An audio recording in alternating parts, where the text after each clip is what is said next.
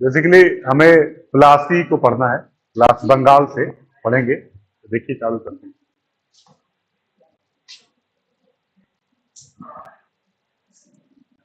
अब समझिएगा, ये सब बहुत मतलब कोशिश करिएगा कि रेगुलर रहिएगा, क्योंकि अगर एक बार पढ़ लिए तो फिर दोबारा फिर दिक्कत आपको नहीं आएगी, क्योंकि सबसे इंपॉर्टेंट टॉपिक है मॉडर्न के लिए। अभी तक तो जो चल रहा था ठीक है, आप फैक्चुअल भी पढ़ लिए, लेकिन अब मेन कॉन्सेप्ट अब आपका क्लियर होना चाहिए, तो फिर मॉडर्न में आपको कभी कोई दिक्कत नहीं आए। तो कोशिश करिएगा समझ में आए। प्लासी 1756 में बंगाल का नवाब बनता है सिराजुद्दौला।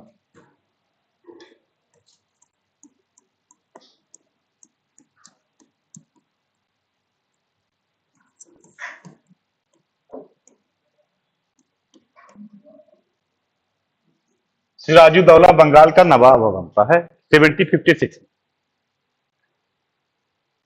1756 में बंगाल का नवाब बनता है सिराजुद्दौला। क्लियर? जब ये नवाब बनता है तो इसको कई प्रकार की चुनौतियों का सामना करना पड़ता है। 1756 में अलीवर्दी खां, इसके पहले अलीवर्दी खां था, अलीवर्दी खां के बाद ये बंगाल का नवाब। क्लियर? इसको कई प्रकार के चैलेंज का सामना करना पड़ता है, कई प्रकार की चुनौतियां होती हैं। सबसे बड़ी चुनौती होती है पूर्णिया का नवाब।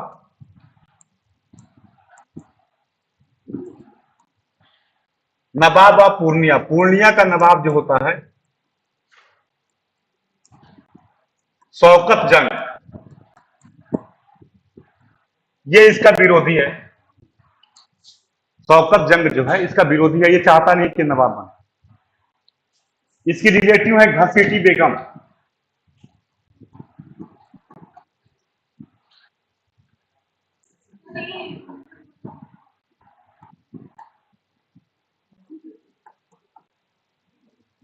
घसीटी बेगम ये भी नहीं चाहती कि नवाब बने। नवाब ऑफ पूर्णिया, पूर्णिया का नवाब है शौकत जंग, ये भी इसका विरोधी है। इसी के अधीन था, बंगाल के अधीन था पूर्णिया का नवाब। हाँ, ये लोग सिराजुद्दौला के विरोधी हैं। फिर से समझिए, मैं बता रहा हूं। सिराजुद्दौला 1756 में बंगाल का नवाब बनता है। पूर्णिया, PURNIA, पूर्णिया, पूर्णिया का नवाब बनता है। इसके कई लोग इसके परिवार में भी इसके विरोधी हैं, जो चाहते हैं, इसका विरोध करते हैं कि नवाब ना बने। तो विरोधियों में एक बड़ा नाम है शौकत जंग का, जो पूर्णिया का नवाब है। शौकत जंग, विरोधियों में एक बड़ा नाम है शौकत जंग, जो पूर्णिया का नवाब है। PURNIA, पूर्णिया।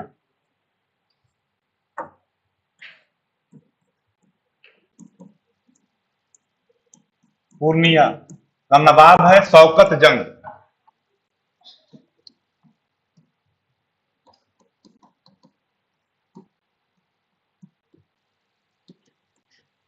शौकत जंग पूर्णिया का नवाब है, ये इसका विरोधी है, ये नहीं चाहता कि नवाब बने। एकदम पॉइंट ध्यान दीजिएगा, क्योंकि प्री और मेंस के इंपोर्टेंट टॉपिक है, दोनों में नाम पूछता है। पूर्णिया का नवाब शौकत जंग, इसकी रिलेटिव है घसीटी बेगम, मौसी कही जाती है। ये भी चाहती नहीं है कि ये नवाब बने। घसीटी बेगम, ये भी इसकी विरोधी है। मतलब इसको इंटरनल चैलेंज है, जो हम बताते कर्नाटक के नवाब और हैदराबाद में आ रहा था, वो चैलेंज यहां भी दिखता है। इंटरनली ये जो है, इसको पूरा सपोर्ट नहीं मिलता, अपनी फैमिली का भी पूरा सपोर्ट नहीं मिलता। मतलब Sirajuddaula was facing many type of internal challenge, कई प्रकार की आंतरिक चुनौतियों का सामना कर रहा था, और ये लोग खुल के इसका विरोध कर रहे थे। मतलब कहने का मतलब यह है कि सिराजुद्दौला के विरोध में एक पूरा ग्रुप था, जो सिराजुद्दौला को चाहता था कि वो नवाब न बने। Point clear? कोई कंफ्यूजन? हाँ, अब होता क्या है, ईस्ट इंडिया कंपनी, आप देखो यही समय है second Anglo Maratha, second Karnataka war हो चुका है। समझिएगा, सेकेंड कर्नाटक वार हो चुका है, हो चुका है। अब एंग्लो फ्रेंच में ईस्ट इंडिया कंपनी चाहती है फोर्टिफिकेशन करना फोर्ट विलियम का। ईस्ट इंडिया कंपनी क्या करती है, स्टार्ट कर देती है फोर्टिफिकेशन ऑफ फोर्ट विलियम।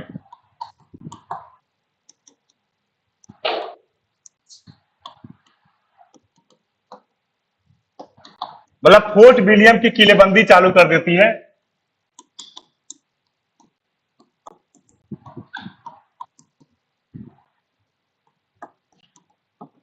किलेबंदी चालू कर देती है, fortification of the fort William की किलेबंदी चालू कर देती है, जिसका नवाब विरोध करता है कि हमारे रहते हुए आपको किलेबंदी करने की कोई जरूरत नहीं है। तो नवाब इसका विरोध करता है फोर्टिफिकेशन का। और दूसरा जो मुद्दा आता है, ईस्ट इंडिया कंपनी जो बंगाल में है वो नवाब के विरोधियों को सपोर्ट कर रही है। जितने भी नवाब के विरोधी हैं उसको क्या कर रही है, ईस्ट इंडिया कंपनी सपोर्ट कर रही है, नवाब के विरोधियों को सपोर्ट कर रही है।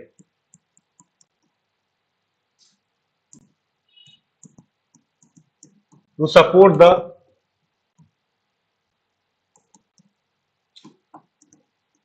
ऑल राइवलरी ऑफ नवाब, नवाब के विरोधियों को सपोर्ट कर रही है। पॉइंट समझिएगा, मतलब पहला मुद्दा, नवाब को आंतरिक चैलेंज आ रहा, उसके परिवार के कई मेंबर उसका विरोध कर रहे हैं। East India company fort William की किलेबंदी कर रही है एंग्लो फ्रेंच वार के कारण, और उस किलेबंदी को रोकने के लिए कहता है कि आप फोर्टिफिकेशन रोक दो, to stop the fortification of fort William. Clear point को समझिएगा। ईस्ट इंडिया कंपनी क्या कर रही है, fortification of the fort William की किलेबंदी कर रही है due to Anglo French war. नवाब ये कहता है कि आप मेरे रहते हुए आपको फोर्ट विलियम की किलेबंदी करने की कोई जरूरत नहीं है, किलेबंदी को रोक दो। ठीक है।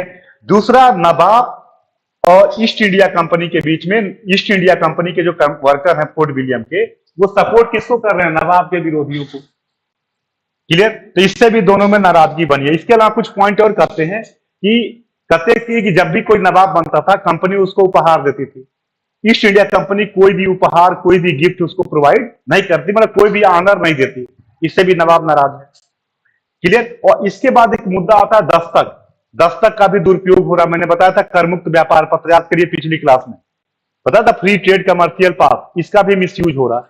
इन्हीं सब कारणों से ईस्ट इंडिया कंपनी और नवाब के बीच का संबंध खराब हो जाता है। 1756 में ईस्ट इंडिया कंपनी और नवाब के बीच का संबंध खराब हो जाता है। अगर कोई पूछे ईस्ट इंडिया कंपनी और नवाब के बीच संबंध खराब होने का कारण, पहला, ईस्ट इंडिया कंपनी के द्वारा, एकदम क्लियर कट में बता रहा हूं, समझ लीजिए, ईस्ट इंडिया कंपनी के द्वारा नवाब के विरोधियों को सपोर्ट करना,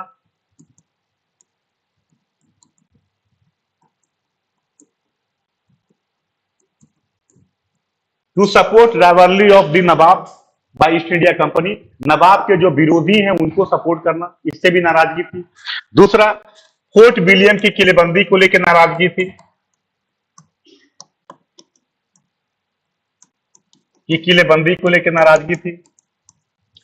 फोर्ट विलियम की किलेबंदी, फोर्टिफिकेशन हो रहा था जो रोकने की बात करता है, इससे भी नाराजगी थी। क्लियर। तीसरा, ईस्ट इंडिया कंपनी नवाब को कोई उपहार या गिफ्ट नहीं देती, नजराना नहीं देती, इससे भी नवाब नाराज था। पहले एक परंपरा थी कि ये लोग नजराना देंगे, गिफ्ट देंगे, वो भी नहीं देती, इससे भी नवाब नाराज था। क्लियर। इन्हीं मुद्दों पे नवाब ने क्या किया, फोर्ट विलियम पे अटैक कर दिया। इन्हीं सब कारणों से ईस्ट इंडिया कंपनी और सिराजुद्दौला के बीच का संबंध खराब हुआ, और इसलिए मुद्दे पे 15 जून 1756 को ईस्ट इंडिया का फोर्ट विलियम पे नवाब ने क्या कर दिया, अटैक कर दिया। नवाब ने क्या किया, फोर्ट विलियम पे आक्रमण कर दिया। कोई कंफ्यूजन किसी को कि ईस्ट इंडिया कंपनी और नवाब के बीच का संबंध क्यों खराब हुआ? बता सकते हैं कि सिराजुद्दौला के विरोधियों को नवाब के द्वारा सहयोग किया जा रहा था। फोर्ट विलियम की किलेबंदी जो फोर्टिफिकेशन था उसको रोकने के लिए कहा जा रहा था। ईस्ट इंडिया कंपनी उसके लिए बंदूक चढ़ा रही थी, चारों ओर वाल पे रोकने के लिए तैयार नहीं हो रही थी। इसके अलावा किसी प्रकार का कोई उपहार नहीं दिया गया था। क्लियर। इन सभी मुद्दों से ईस्ट इंडिया कंपनी और नवाब के बीच का संबंध क्या हो गया था, खराब हो गया था। और इसी मुद्दे पे इन्होंने क्या किया, फोर्ट विलियम पे अटैक कर दिया। लगभग 5 दिन तक प्रतिरोध हुआ। कहते हैं कि 20 जून को ईस्ट इंडिया फोर्ट विलियम के कर्मचारियों ने नवाब के सामने समर्पण कर दिया, सरेंडर कर दिया। हाँ बोलिए। 56। क्लियर। अब क्या हुआ, इन्होंने क्या किया, फोर्ट विलियम के कर्मचारियों ने सरेंडर कर दिया, surrender before the Nawab. East India company के जो कर्मचारी थे, सरेंडर बिफोर द नवाब, नवाब के सामने क्या कर दिया, आत्मसमर्पण कर दिया।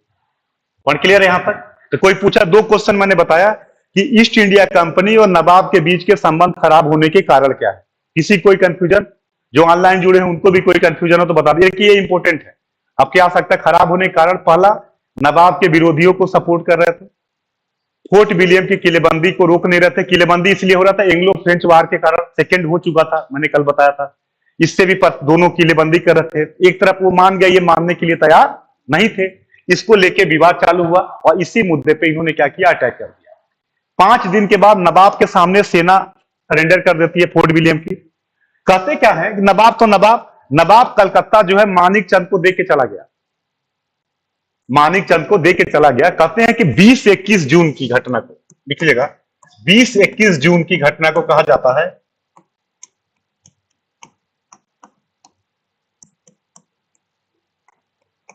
ब्लैक होल ट्रेजेडी, काल कोठरी की घटना।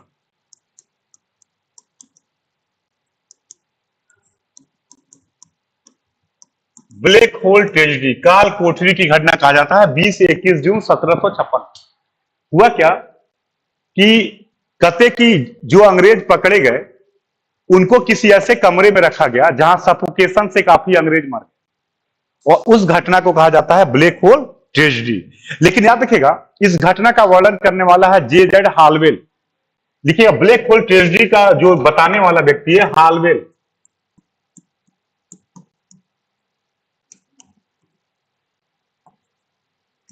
इस घटना को बताने वाला है हालवेल। ब्लैक होल ट्रेजेडी की घटना का वर्णन करने वाला व्यक्ति है हालवेल। क्लियर? जो उस समय वहां था, और अंग्रेजों ने अपनी एग्रेसिव पॉलिसी का आधार यही बना कि हमारे साथ इतने लोग हमारे मारे गए, और अंग्रेजों ने इसी को जस्टिफाई करने के लिए मुद्दा बना। तो 20-21 जून की घटना को कहा जाता है ब्लैक होल ट्रेजेडी, काल कोठरी की घटना, जिसमें कहा जाता है कि काफी अंग्रेज सफोकेशन के कारण मर गए, और इसी घटना को आगे अंग्रेजों ने एग्रेसिव पॉलिसी अपनाने का कारण बना। क्लियर? तो 15 जून 1756 को इन्होंने अटैक किया। 5 दिन के बाद कंपनी ने सरेंडर कर दिया। जिस कमरे में रखा गया, कहते हैं सफोकेशन से काफी अंग्रेजों की मृत्यु हो गई, और इस घटना को कहा जाता है ब्लैक होल ट्रेजेडी, और इसको बताने वाला व्यक्ति है हालवेल। क्लियर? लेकिन सेम टाइम में एक और किताब लिखी गई इसी समय, इसको याद रखिएगा, सेम कंटेम्पररी एक बुक है, गुलाम हुसैन की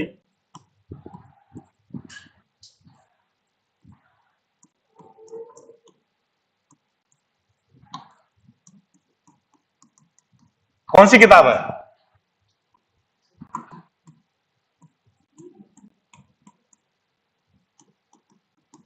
मुंतखबुल तवारीख। इस किताब में ब्लैक होल ट्रेजेडी के बारे में कोई वर्णन नहीं किया गया। कंटेम्पररी बुक है, but not mention the incident of black hole tragedy. इसका मतलब ये घटना हुई जरूर थी, ये बहुत बड़ी घटना, क्लियर, बहुत बड़ी घटना नहीं थी जिसको बताया जाए। लेकिन क्या होता है, अंग्रेजों ने इसको एग्रेसिव पॉलिसी माना। अब ये खबर कहां पहुंची? अब ये बंगाल की खबर आती है साउथ, मुंतखब उल तवारीख, मुंतखब उल तवारीख।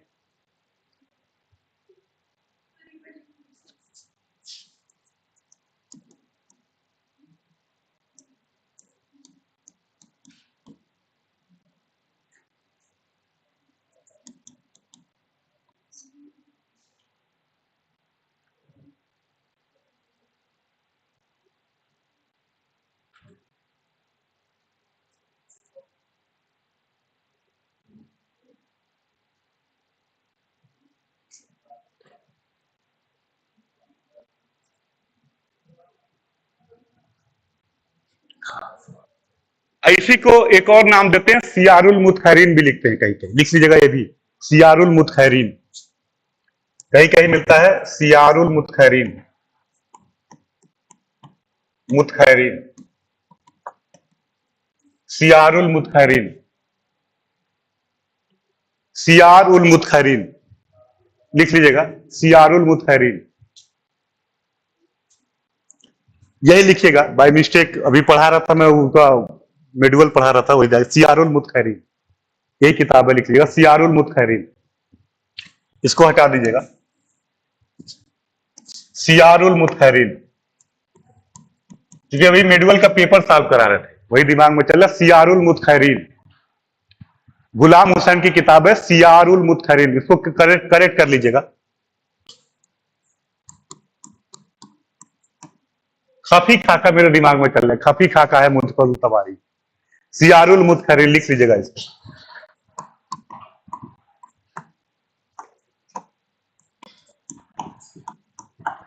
सियारुल मुतखैरीन एक कंटेम्प्रेरी बुक है इस काल की, गुलाम हुसैन की, गुलाम हुसैन की सियारुल मुतखैरीन, SIYAR, सियारुल मुतखैरीन, वो किताब लिख लीजिएगा। खफी खाकी है, लिख लीजिए, पूछता है खफी खाकी है मुंतकबल तवारीख, ये औरंगजेब की आलोचनात्मक वर्णन करती है। वो किताब जो बताए हो मुंतकबुल तवारीख, ये खफी खाकी किताब है जो औरंगजेब की घटना आलोचनात्मक मूल्यांकन करती है। ये है सियारुल मुतखैरीन, क्लियर, जो गुलाम हुसैन की किताब है, जो इस किताब में ब्लैक होल ट्रेजेडी का कोई वर्णन नहीं किया गया, क्लियर, मतलब कहने का मतलब कि ये इतनी बड़ी घटना नहीं थी, अगर होती तो इस किताब में वर्णन होना चाहिए था, जिसको अंग्रेजों ने इतनी बड़ी घटना बना दिया। जैसे किसी को थोड़ा सा एक झापड़ लगा और वो लगा रोने की 100 झापड़ लगा है, मतलब नहीं होता है कि मुझे बहुत मारा गया, तो अंग्रेजों ने इसको जो है नॉर्मली बना लिया, छोटी सी घटना को बड़ा बना दिया। क्योंकि अगर होता तो इस किताब में इसका वर्णन, तो किताब पूछी जा सकती है, गुलाम हुसैन की है, सियार उल मुतखैरीन, क्लियर। अब देखिए क्या हुआ, यहां से आता है क्लाइव, ये घटना ये होती है तो इसको पहुंचता है कहां पे, ये साउथ खबर आती है और साउथ से क्लाइव को भेजा जाता है।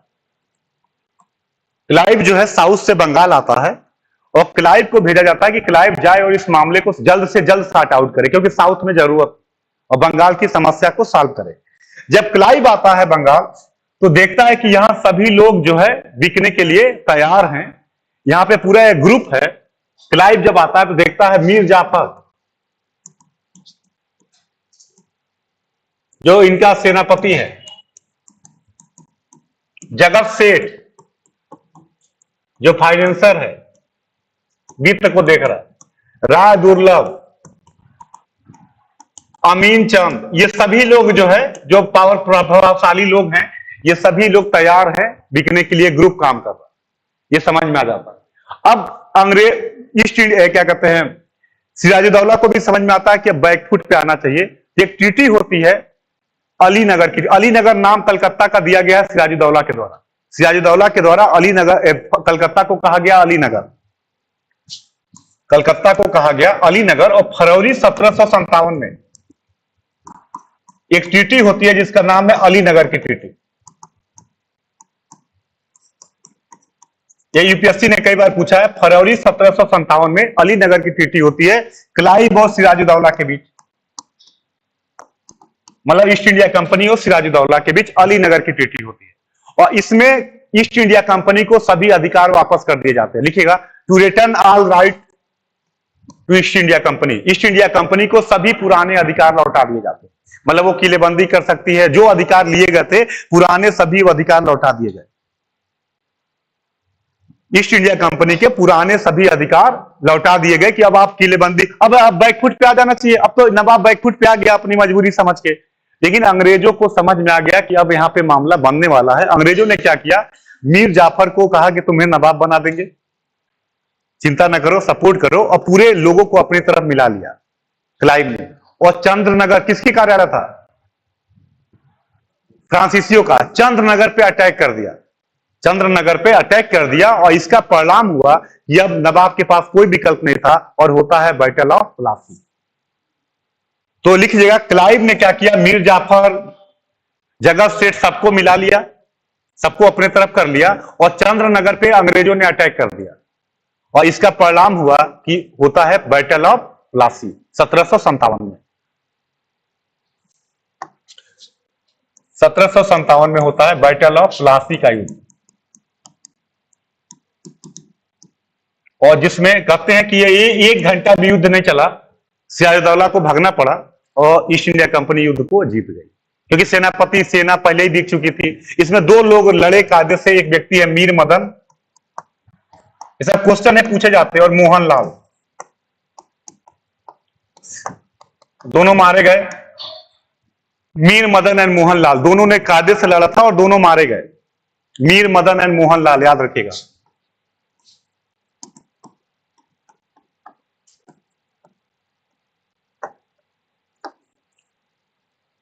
और कहते हैं कि 1 घंटा भी युद्ध नहीं चला और इस परिणाम में हुआ कि लगभग लगभग ये लोग मुद्दा खत्म हो गया और सिराजुद्दौला पराजित हो गया।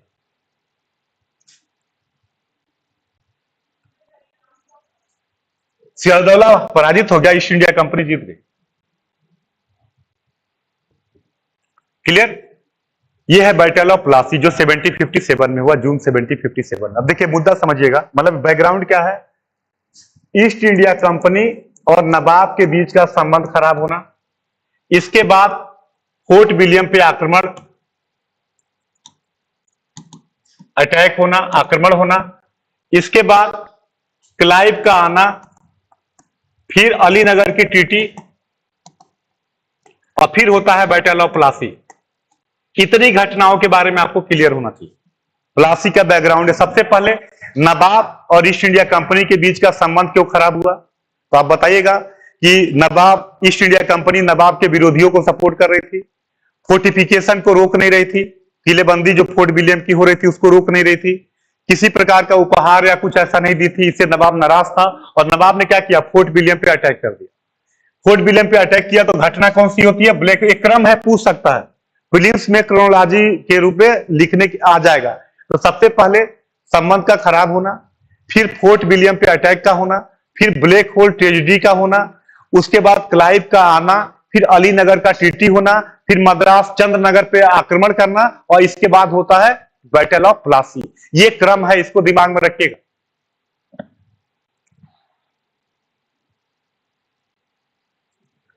कोई कंफ्यूजन किसी को, जो ऑनलाइन भी जुड़े हो, कोई कंफ्यूजन हो तो बताइए।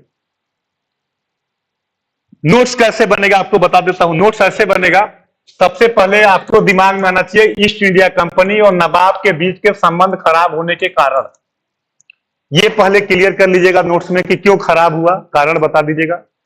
कारण बताने के बाद बताइएगा प्लासी का इंसिडेंट, घटनाएं क्या हुई। पहले बनाइएगा कारण, फिर बताइए घटनाएं क्या हुई। घटनाओं में सबसे पहले बताइएगा सिराजुद्दौला का आक्रमण करना, आक्रमण करने के बाद काल कोठरी की घटना वर्णन करिएगा, उसके बाद आप बताइएगा हालवेल को बताइएगा और सेम गुलाम हुसैन को भी बताइएगा, सियारुल बुखैरी दोनों बताइएगा। फिर आप बताइएगा क्लाइव का आना, फिर दरबार की परिस्थितियां, फिर अलीनगर की टीटी, और फिर बैटल ऑफ प्लासी। ये प्रीलिम्स का हो गया, ये हो गया मेंस का टॉपिक कि रीजन तक खराब होने का क्या कारण था। डेट याद करने की जरूरत नहीं, क्रम याद करेगा, डेट याद की जरूरत नहीं है, मुद्दा समझिएगा, डेट याद नहीं होता। किस भाई आक्रमण होगा तभी तो सरेंडर होगा, सरेंडर होगा तभी ब्लैक होल ट्रेजेडी होगी, और जब ब्लैक होल ट्रेजेडी होगी तो क्लाइव आएगा, क्लाइव आएगा तो अलीनगर की टीटी होगी, अलीनगर की टीटी होगी, फिर ये नहीं मानेंगे, एग्रेसिव पॉलिसी अपनाएंगे, फिर चंद्रनगर पे कंट्रोल करने की कोशिश करेंगे, यही मुद्दा आगे चल के बैटल ऑफ प्लासी बने। क्लियर? कोई कंफ्यूजन हो किसी को तो बताए।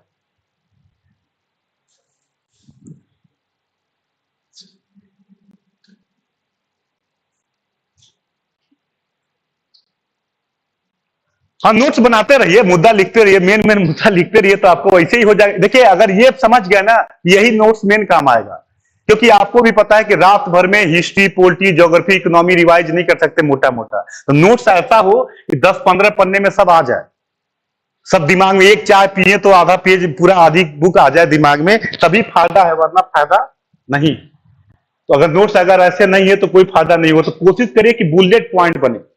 तो किताब तो आपके पास है ही है पूरा पढ़ने के लिए, तो ऐसा बनाइए कि एक दो 10-15 पन्ने में पूरा आ जाए, कि लास्ट मोमेंट पे कॉन्सेप्चुअल रिवीजन आप इजीली कर सके। ये तो मैं आपका बनवा दूंगा, अगर मेरे साथ बनाएंगे तो 20-25 पेज में पूरा बनवा दूंगा, लगभग सब क्वेश्चन मिल जाएगा। बस ये है कि आप मेरी बातों पे ध्यान कितना दे रहे हैं। क्लियर? तो ये रहा। अब जब ये हो गया, प्लासी का युद्ध हो गया, तो प्लासी के युद्ध का परिणाम क्या था, लिखिएगा प्लासी के युद्ध का परिणाम,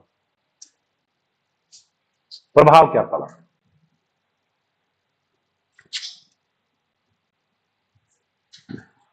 बोला ऐसा रहे कि खुद पे जाइए, घर पे खुद को पढ़ाइए, संबंध क्यों खराब हुआ? खुद को पढ़ाइए, 2 बार खुद को सादा कागज लीजिए और लिखना चालू करिए। 2-3 बार करिएगा, चीजें परमानेंट जीवन भर के लिए आ जाएंगे दिमाग में, फिर कोई दिक्कत नहीं। सबसे पहला परिणाम रहा East India Company played a role as a king maker.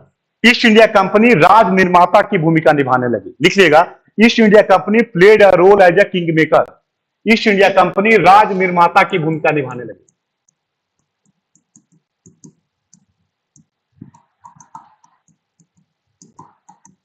East India Company played a role as a king maker, राज निर्माता की भूमिका निभाने लगी। अब देखिए, इसके बाद किसको बनाएंगे नवाब? ये लोग मीर जाफर को। मीर जाफर बनेगा, फिर मीर कासिम बनेगा। मीर जाफर बना, फिर मीर कासिम नवाब बना। मतलब सब इन्होंने मीर जाफर को नवाब बनाया। जब मीर जाफर इनकी मांगों को पूरा नहीं कर पाया तो मीर जाफर को हटा के लोग क्या बनाते? मीर कासिम को नवाब बनाते। तो मतलब बंगाल में क्या करना, किंग मेकर हो गए। अब ये जिसको चाहे उसको नवाब बना दे। तो लिख लीजिएगा, सबसे बड़ा प्रभाव पड़ा the change the role of company, company played a role as a king maker in Bengal. Company की भूमिका बदल गई और कंपनी यहां पे इस युद्ध के बाद राज निर्माता की भूमिका निभाने लगी, किंग मेकर की भूमिका निभाने लगी।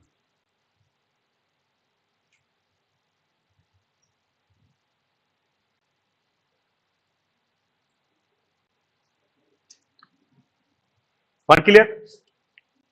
मीर जाफर जब पूरा नहीं कर पाया तो इन्होंने नवाब बनाया किसको? मीर कासिम को। कहते हैं 1760 में मीर कासिम बना। मीर कासिम के बारे में कहा जाता है कि मीर कासिम एक योग्य व्यक्ति था। तो मीर कासिम और ईस्ट इंडिया कंपनी के बीच एक ट्रीटी हुई। उस ट्रीटी में क्या था? उसी ट्रीटी के थ्रू जो है, तो लिख देगा, a treaty between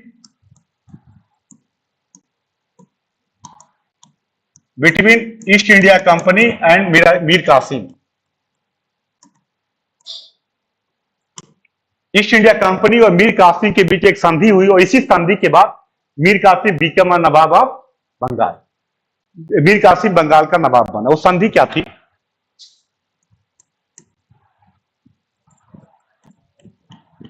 Burdwan, Midnapore और चटगांव।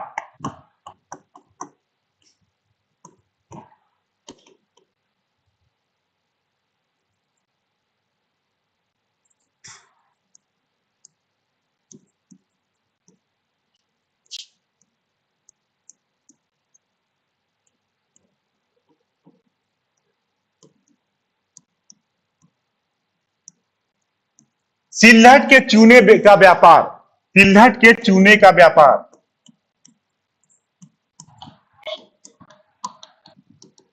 सिल्हट के चूने के व्यापार का आधा भाग ईस्ट इंडिया कंपनी को मिल गया।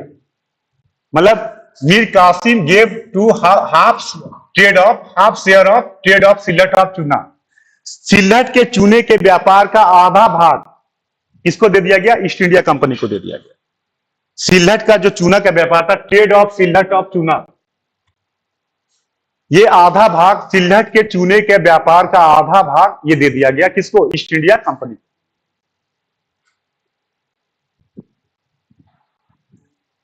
क्लियर? उसने क्या किया? हाफ शेयर जो है ट्रेड ऑफ सिल्हट ऑफ चूना, वो किसको दे दिया? East India company. सिल्हट के चूने के व्यापार का आधा भाग दे दिया। 5 लाख रुपया साउथ के अभियान के लिए दिया। साउथ अभियान के लिए 5 लाख रुपया ईस्ट इंडिया कंपनी को दिया गया for south expedition of company. 5 lakh रुपया साउथ के अभियान के लिए दिया गया। दक्षिण भारत में ईस्ट इंडिया कंपनी के लिए 5 लाख रुपया प्रोवाइड किया।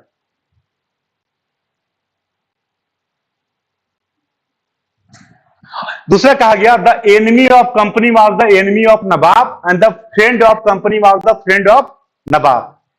कंपनी के मित्र नवाब के मित्र होंगे, कंपनी के दुश्मन नवाब के दुश्मन।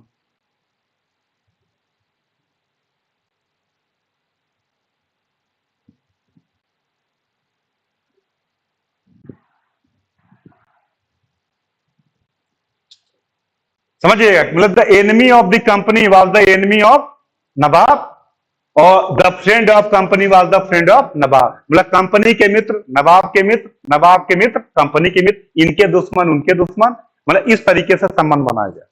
और यह कहा गया कि company did not interfere the internal matter of nawab, company नवाब के आंतरिक मामलों में हस्तक्षेप नहीं करेगी, कंपनी नवाब के आंतरिक मामलों में हस्तक्षेप नहीं करेगी।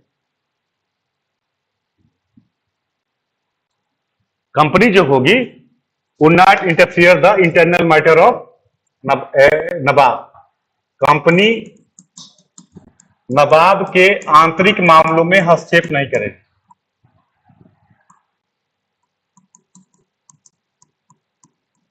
हस्तक्षेप नहीं करेगी। The company would not interfere the internal matter of नवाब।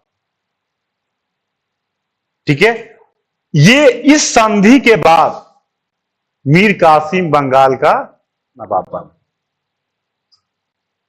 1760 में ये ट्रीटी होती है, मतलब फिर से मैं बता दूं, बर्दवान, मिदनापुर और चटगांव ये 3 जिले हैं। इन तीनों जिलों की आय किसको मिलेगी? ईस्ट इंडिया कंपनी को। साउथ के लिए 5 लाख रुपया। सिल्हट का एरिया था जहां चूने का व्यापार था, हाफ शेयर किसको मिलेगा? ईस्ट इंडिया कंपनी को। कंपनी के मित्र उनके दुश्मन उनके दुश्मन। और यह कहा गया कि company would not interfere the internal matter of nawab, company नवाब के आंतरिक मामलों में हस्तक्षेप नहीं करेगी और जहां जरूरत होगी सैनिक सहायता देगी। इस प्रोविजन को मानने के बाद मीर कासिम बिकम नवाब ऑफ बंगाल। 1760 में इसके बाद मीर कासिम बंगाल का नवाब बना। यह संधि याद रखेगा, प्रीलिम्स में पूछ देगा। 3 जिला दे दिया, कौन कौन? तो बर्दवान, मिदनापुर, चटगांव। फिर से मैं बता देता हूं, याद रखेगा, बर्दवान, मिदनापुर, चटगांव। सिल्हट का चूने के व्यापार का आधा भाग, साउथ के लिए 5 लाख रुपया, कंपनी के मित्र इनके मित्र, कंपनी के दुश्मन इनके मित्र, और कंपनी के आंतरिक मामलों में, अरे सॉरी, नवाब के आंतरिक मामलों में हस्तक्षेप नहीं। क्लियर? तब मीर कासिम बना बंगाल का नवाब। कोई कंफ्यूजन किसी को? क्लियर? क्लियर? लेकिन कहते ना कि Mir Qasim East India Company क्या चाहते थे? एक पपेट टाइप का, कठपुतली हो जो मतलब हमारी इशारों पे नाचे। लेकिन मीर कासिम ऐसा व्यक्ति था नहीं, फंस गया था, लेकिन वो ऐसा व्यक्ति नहीं था। अब क्या होता है, मीर कासिम क्या करता है? सबसे पहला क्या करता है? Change the capital from Murshidabad to Munger. Mir Qasim के कार्य लिखेगा, change the capital from Murshidabad to Munger. राजधानी परिवर्तन करता है।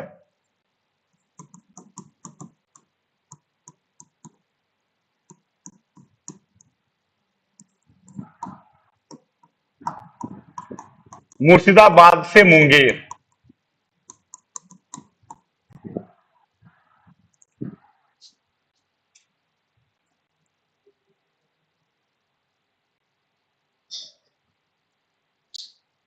अब मुंगेर क्यों करता है, कोई बताएगा?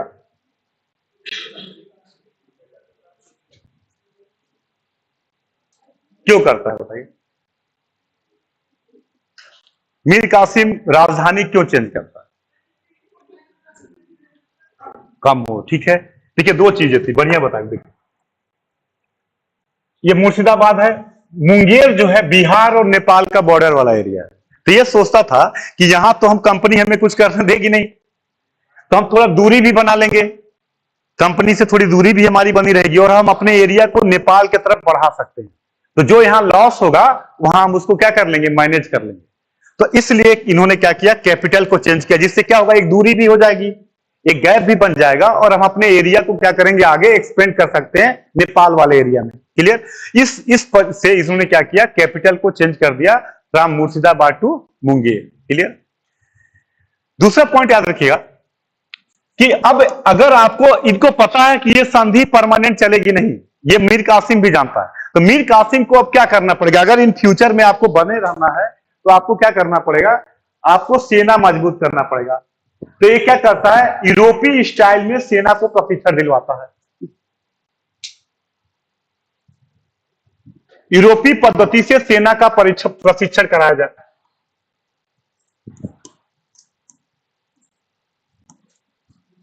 यूरोपीय सिस्टम से सेना का क्या किया जाए, प्रशिक्षण किया जाए, स्टार्टेड ट्रेनिंग यूरोपीय पद्धति के आधार पे, मतलब इंग्लिश सिस्टम के आधार पे सेना का क्या किया जाए, प्रशिक्षण किया।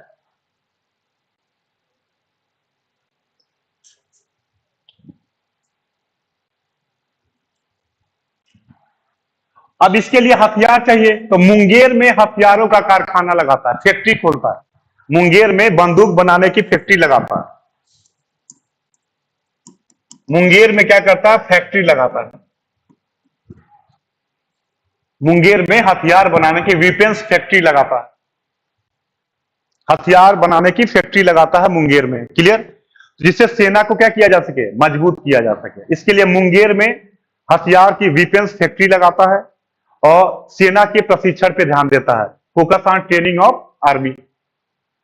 सेना के प्रशिक्षण पे ध्यान देता है, सैनिक फैक्ट्री लगाता है हथियार बनाने की।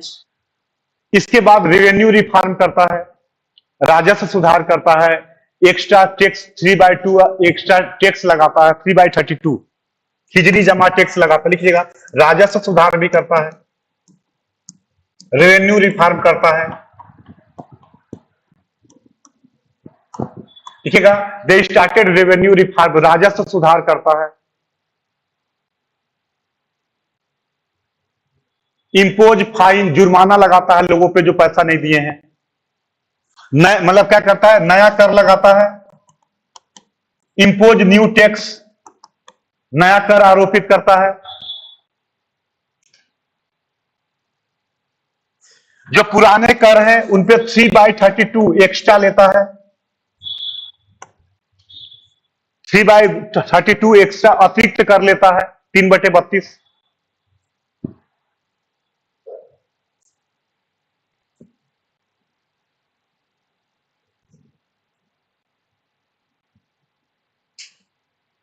एक टैक्स होता है जो अधिकारी चुरा लेते थे, खिजड़ी जमा।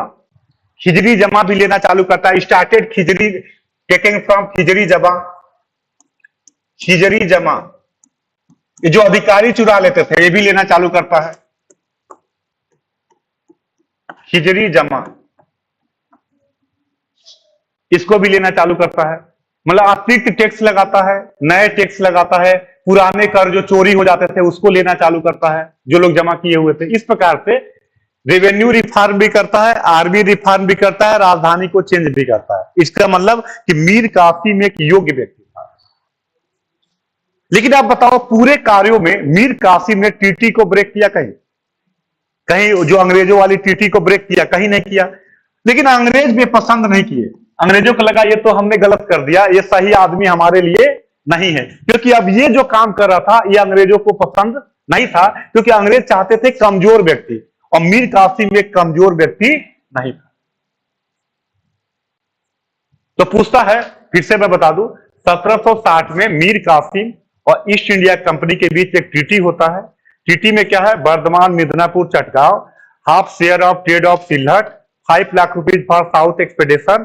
ठीक है, इन इंटरनल मैटर में कोई हस्तक्षेप न हो, इन आधार पे मीर कासिम को बंगाल का नवाब बनाया जाता है। मीर कासिम जब नवाब बनता है तो राजधानी परिवर्तन करता है, मुर्शिदाबाद से मुंगेर।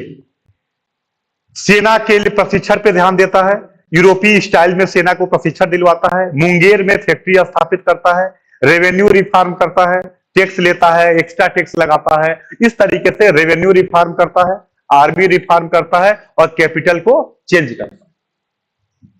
Point clear? लेकिन यार पता है ना कि योग्य व्यक्ति पसंद नहीं आएंगे कंपनी को। अब मुद्दा ये फंसता है, अब कंपनी को भी लगता है यार गड़बड़ हो गया, ऐसे व्यक्ति को मुझे सस्ता देना नहीं चाहिए, क्योंकि वो ऐसा चाहते नहीं थे। प्रॉब्लम ये आता है, तात्कालिक जो फंसता है वो फंसता है misuse of Dastak. Misuse of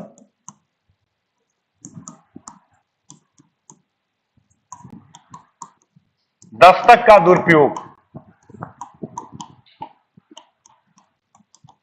ये मैंने बताया था दस्तक क्या है, याद करिए, कई बार मैं आपको बताया, याद है?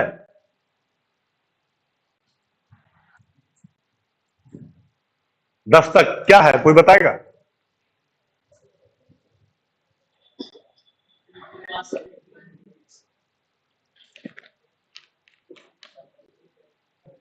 बताते फ्री ट्रेड कमर्शियल पास।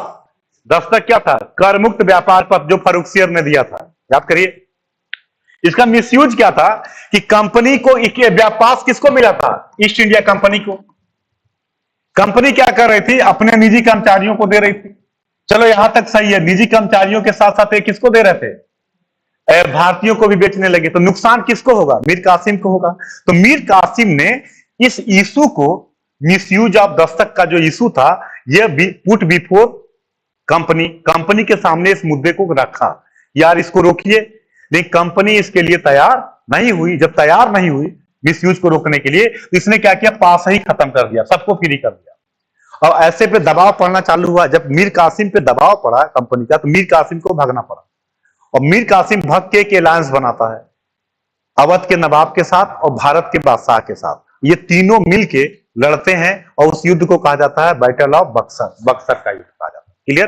तो यहां से मीर कासिम पे जब दबाव, क्योंकि मीर कासिम को ये लोग पसंद नहीं करते, ये चाहते थे क्या? एक पपेट टाइप का, कठपुतली हो। और मीर कासिम एक योग्य व्यक्ति निकल गया, तो तात्कालिक मुद्दा बना दस्तक का दुरुपयोग।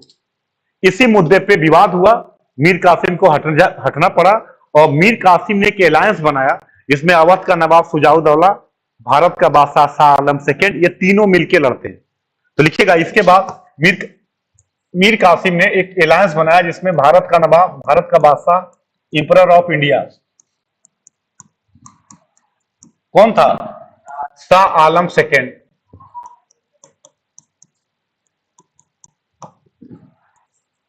बंगाल का आपको पता ही है मीर कासिम। और अवध का था शुजाउद्दौला।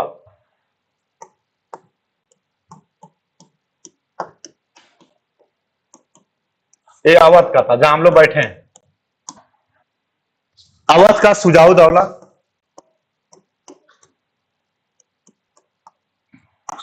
मीर कासिम और शाह आलम सेकेंड।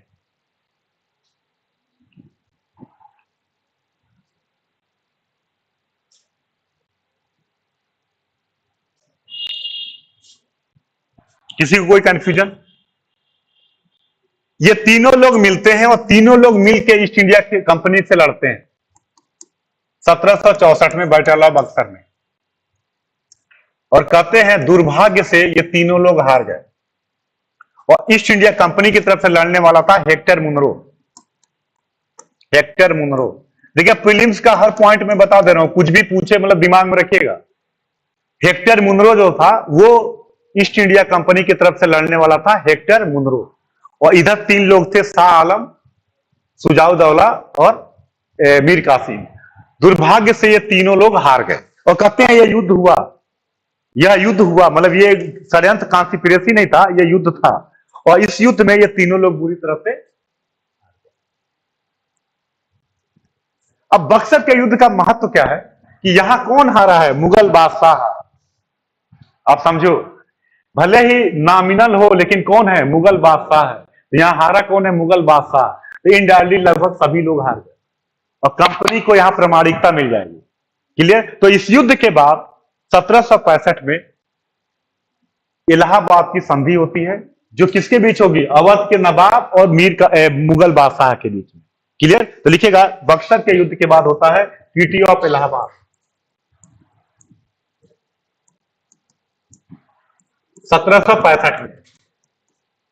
1765 में होता है ट्रीटी ऑफ इलाहाबाद, इलाहाबाद की संधि।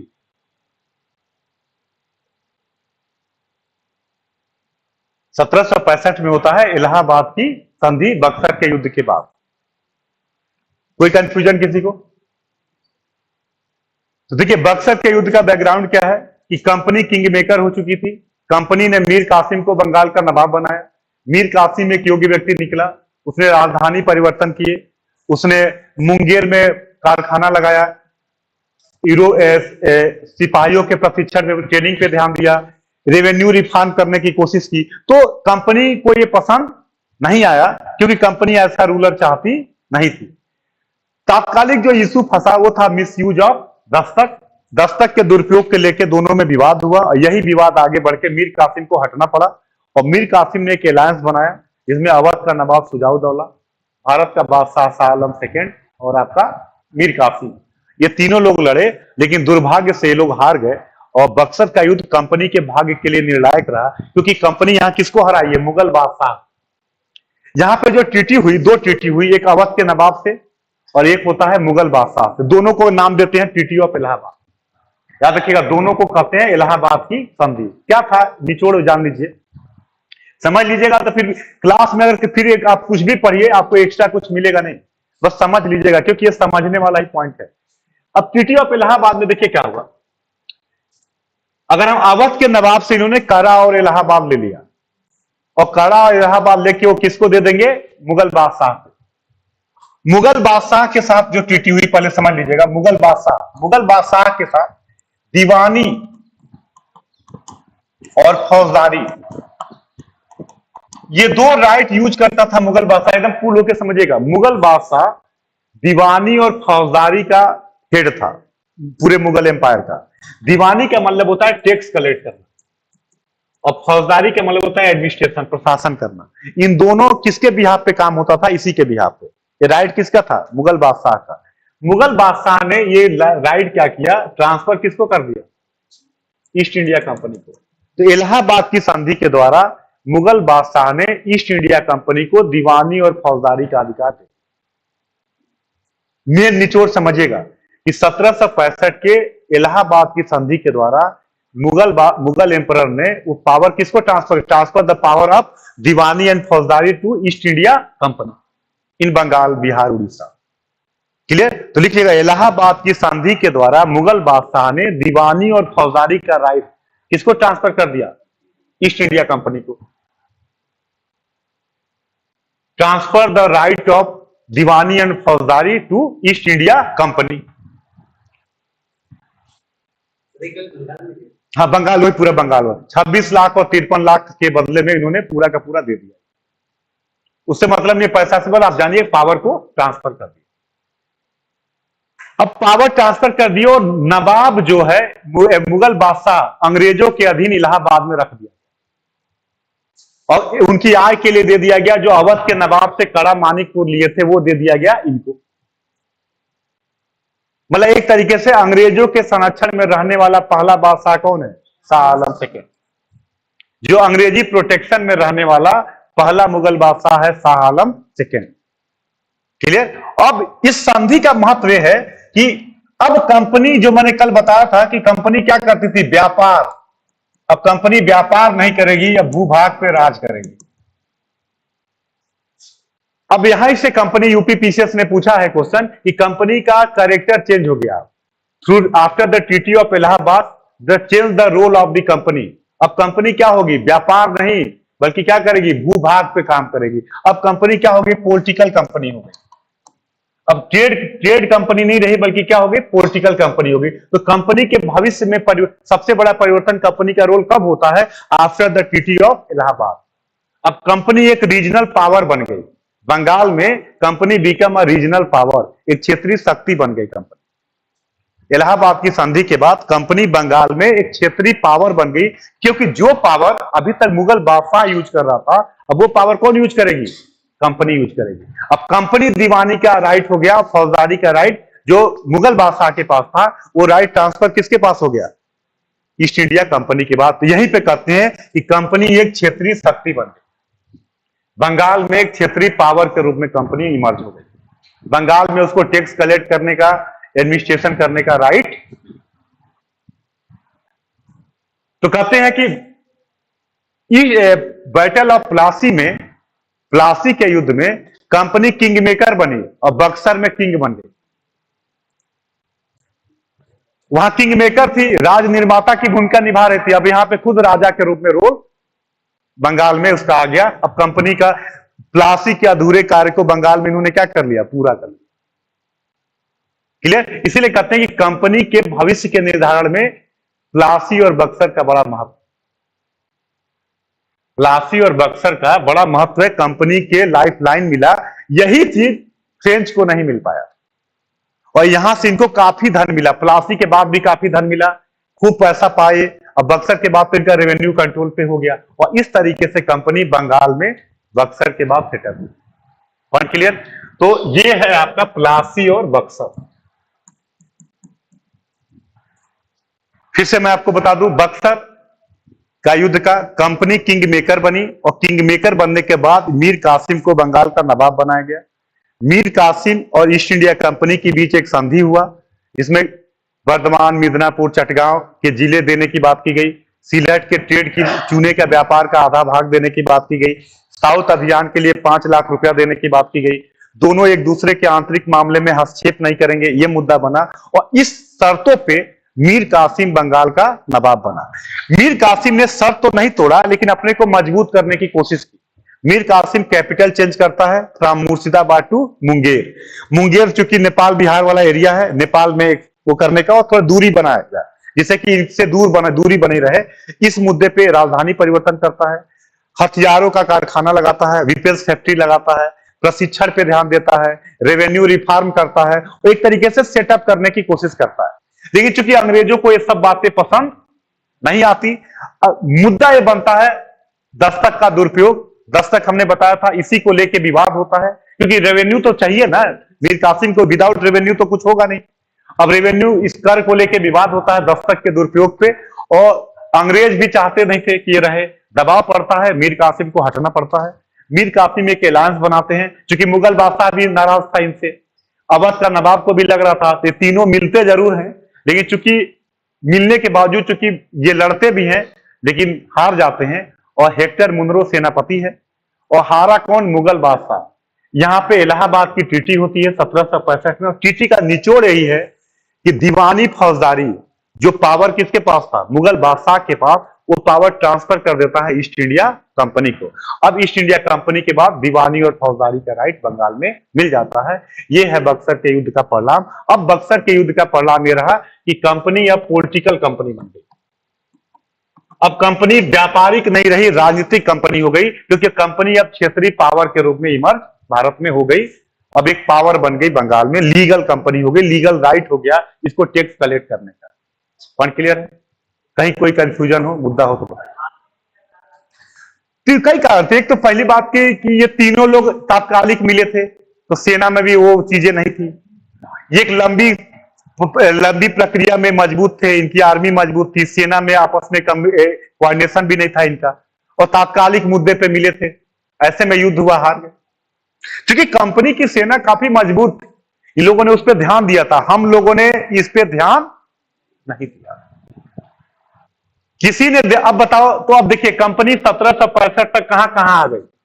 यहां पावर में आ गई और बंगाल में पावर में आ गई। इन दोनों जगह पे कंपनी क्या आ गई? पावर में आ गई। 1765 में तक हमने दो पावर खत्म करा दिया, यहां खत्म करा दिया और यहां खत्म करा दिया। अब यहां नवाब तो होगा लेकिन नाम मात्र का, कोई रोल नहीं होगा। अब बंगाल में कंपनी इलाहाबाद के बाद लगभग स्टेब्लिश हो गई। क्लियर? अब बसते हैं मराठे। मराठों को भी देख लिया जाए, दिखेगा। तब हम आएंगे 1700, देखिए आप समझिएगा, 1765 के बाद हम सीधे पढ़ेंगे पॉलिसी कि क्लाइव आएगा, द्वैत शासन आएगा, लेकिन यहां पे पहले रीजनल पावर को बाहर कर दें। तो यहां तक बंगाल क्लियर हो गया। अगर कोई पूछे कि बक्सर के युद्ध का प्रभाव बताइए, तो ये भी पॉइंट लिख लीजिएगा, मेंस में आ जाए कि बक्सर के युद्ध का प्रभाव, effect of battle of Buxar.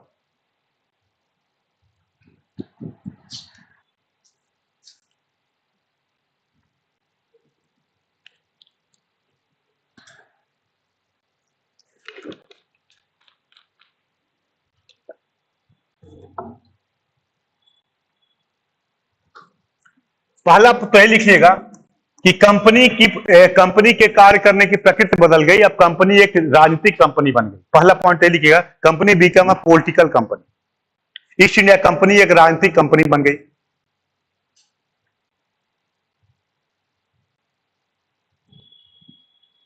मतलब अब कंपनी केवल भूभाग व्यापार नहीं कर रही है, भूभाग भी ले रही है। तो यहीं से कंपनी का जो उद्देश्य था वो बदल गया।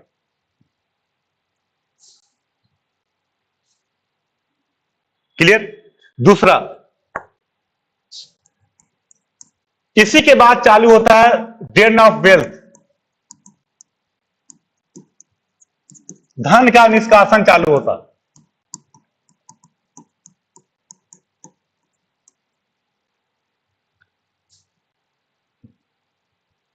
देखिए धन का निष्कासन, क्योंकि दादा भाई नौरोजी जब आएंगे और वो कहेंगे कि भारत की गरीबी का कारण है धन का निष्कासन, कि भारत का धन भारत से बाहर जा रहा है, उसके बदले हमें कुछ मिल नहीं। अब देखिए क्या होगा, इसको समझ लीजिएगा। 1765 के पहले कंपनी क्या करती थी, बाहर से पैसा लाती थी। एकदम कूल होकर समझिएगा, बाहर से पैसा लाती थी, उस पैसा से क्या करती थी, कपड़ा खरीदती थी और उसको ले जाके यूरोप में सामान बेचती थी, तो मुनाफा कमाती थी। तो भारत में क्या आता था, सोना चांदी। तो भारत में क्या आता था, उसके बदले पैसा आता था।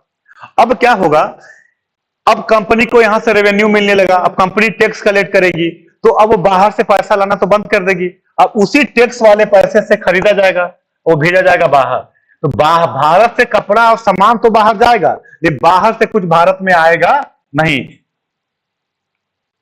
आप समझ रहे बात को। तो धन का निष्कासन, एक तरफा धन जा रहा है, लेकिन उससे बदले हमें कुछ आ नहीं रहा। पॉइंट समझ में आ रहा, ये चालू हो जाएगा। अब इसके बाद क्या करेंगे, ये जब पावर का यूज करेंगे, जैसे मान लो आप कपड़ा व्यापारी हो, अब आपसे कहा गया ददनी की ठेके पे कि आपको 5 रुपए में कपड़ा देना है, पहले ही हमने पैसा, अग्रिम पैसा दे दिया। अब बार्गेनिंग आपकी खत्म हो गई, जबरदस्ती आपसे कम पैसे पे कपड़ा ले लिया जाएगा। क्लियर। तो धीरे धीरे क्या होगा, जो हस्तशिल्प उद्योग होगा वो भी समाप्त होगा, और ये क्या करेंगे, पूरा का पूरा पावर का मिसयूज करेंगे। तो इससे क्या होगा, पूरा सिस्टम क्या होगा, खराब होने लगा, और एक तरफा पैसा भारत से क्या जाएगा, बाहर जाएगा। तो यही राष्ट्रवादी कहते हैं कि भारत की गरीबी का कारण है धन का निष्कासन, जो यहां से चालू हो जाए, जिसको दादा भाई नौरोजी लिखेंगे, जब आगे किताब लिखेंगे poverty and British rule of India, और आगे बताएंगे कि भारत का धन भारत से बाहर जा रहा है, उसके बदले हमें कुछ मिल।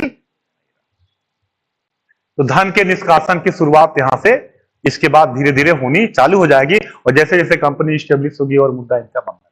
क्लियर। तो इस तरीके से कंपनी जो है एक क्षेत्रीय शक्ति बन गई, धन का निष्कासन चालू हो गया, और बंगाल में कंपनी का रोल बढ़ गया। और कहते हैं कि रियल में बंगाल से ही कंपनी प्रशासन भी चालू की। इसी के बाद 1773 का रेगुलेटिंग एक्ट आएगा, चार्टर आएगा, और धीरे धीरे कंपनी को रेगुलेट करने की कोशिश की जाएगी। तो यहां पे इसको ब्रेक करेंगे, मराठों को बाहर करेंगे, मैसूर को बाहर करेंगे, फिर यहीं से आगे पढ़ना चालू कर देंगे। तो अभी तक हमने इसी तरीके से घर पे भी पढ़िएगा, एक पावर, दो पावर हमने बाहर कर दिया, एक दक्षिण का पावर बाहर बेकार हो गए, नाम मात्र के बचे, और बंगाल में कंपनी क्या हो गई, एक पावर के रूप में इमर्ज हो गई। अब बचा है महाराष्ट्र, थोड़ा सा इसको देखते हैं, मराठों को देखते हैं। क्लियर। उसके बाद मैसूर, फिर हम 1765 से पढ़ना सीधे निकलेंगे 1857। क्लियर। तो लिखिएगा एंग्लो मराठावाद, अंग्रेज मराठा युद्ध।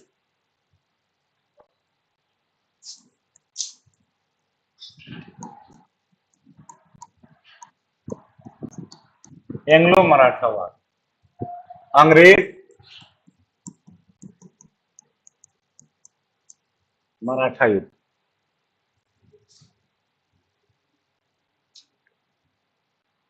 प्लासी बक्सर में किसी को डाउट तो नहीं है, ऑनलाइन में भी जो जुड़े हैं, किसी को प्लासी बक्सर मतलब 1765 तक में कोई डाउट हो तो बताइए।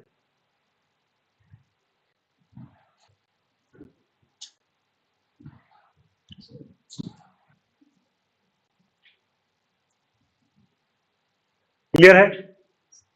अब देखिए एंग्लो मराठा वार क्या था कि कंपनी यहां स्टेब्लिश हो गई, कंपनी यहां स्टेब्लिश हो गई, लेकिन कंपनी यहां अभी कुछ कर नहीं पा रही, क्योंकि मराठे अभी भी काफी मजबूत है, मराठे जो है काफी मजबूत है, और कंपनी कुछ कर नहीं पा रही। अब मराठों में पेशवा का दौर रहा, थोड़ा सा जान लीजिएगा। मराठों को पढ़ने के पहले बैकग्राउंड थोड़ा मैं बता दूं मराठों का, कि बालाजी विश्वनाथ, बालाजी विश्वनाथ, इसके बाद बाजीराव प्रथम, फिर बालाजी बाजीराव,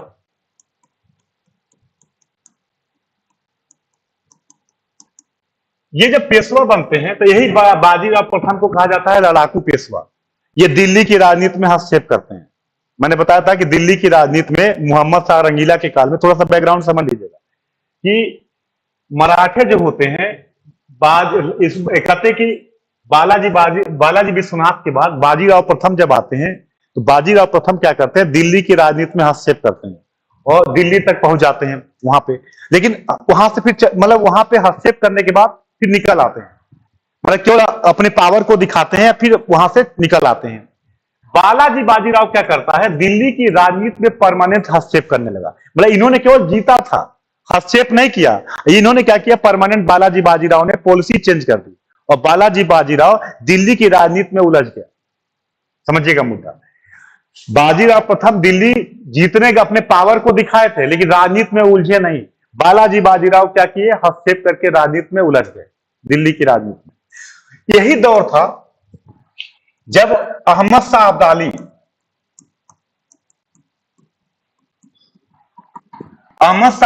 भी दिल्ली की राजनीति में हस्तक्षेप कर रहा था।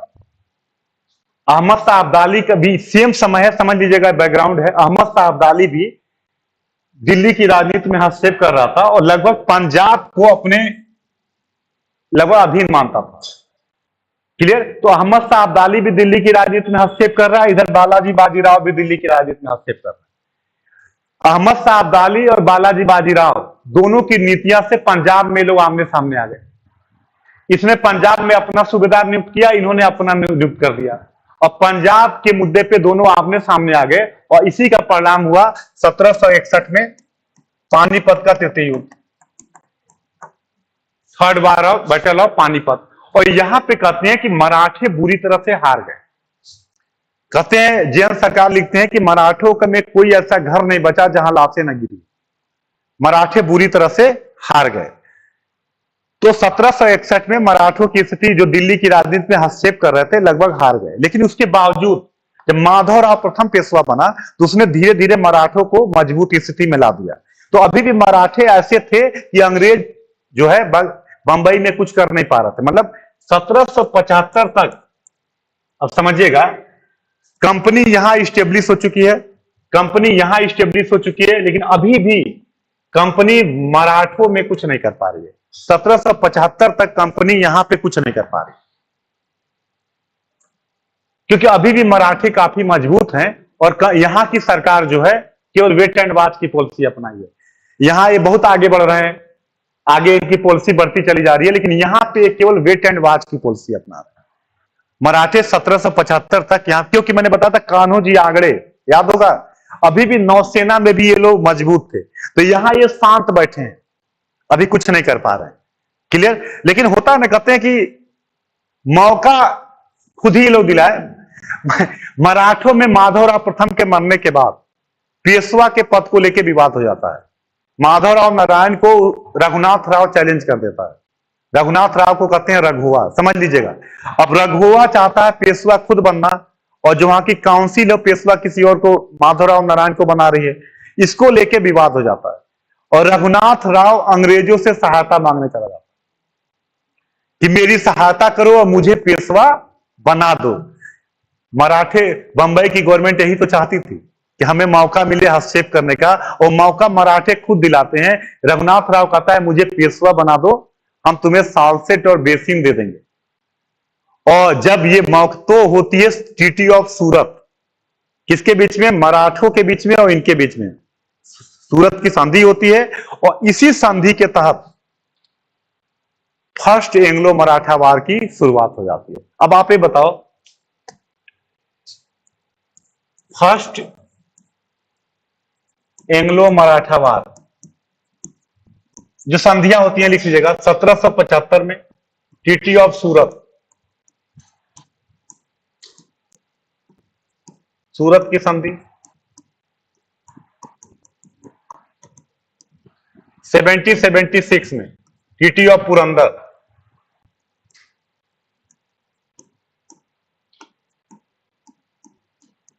पुरंदर की संधि।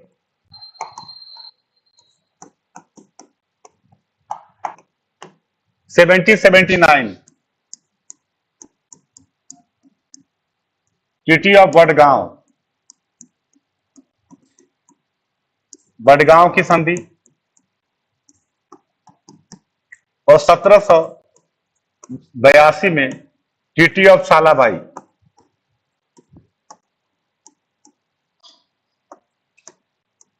सालाबाई की संधि।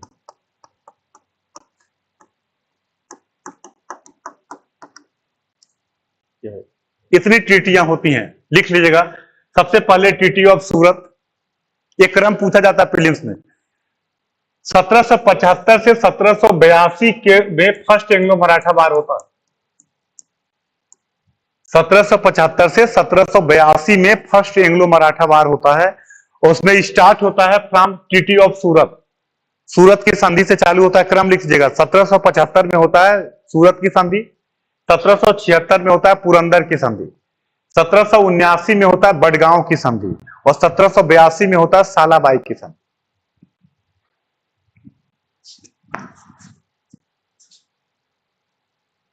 क्लियर? लिख लीजिएगा, पहले पॉइंट लिख लीजिए जो आपको लिखने जो जानना है। फर्स्ट एंग्लो मराठा वार सूरत की संधि से चालू होता है और सालाबाई की संधि से समाप्त होता है। Started the treaty of Surat and ended the treaty of Salbai. Surat की संधि से चालू होता है और सालाबाई की संधि से समाप्त होता है। जैसे प्रीलिम्स के क्वेश्चन है, मिला के पूछ देगा, क्रम मिलाइए लगाइए, क्वेश्चन आते हैं आप।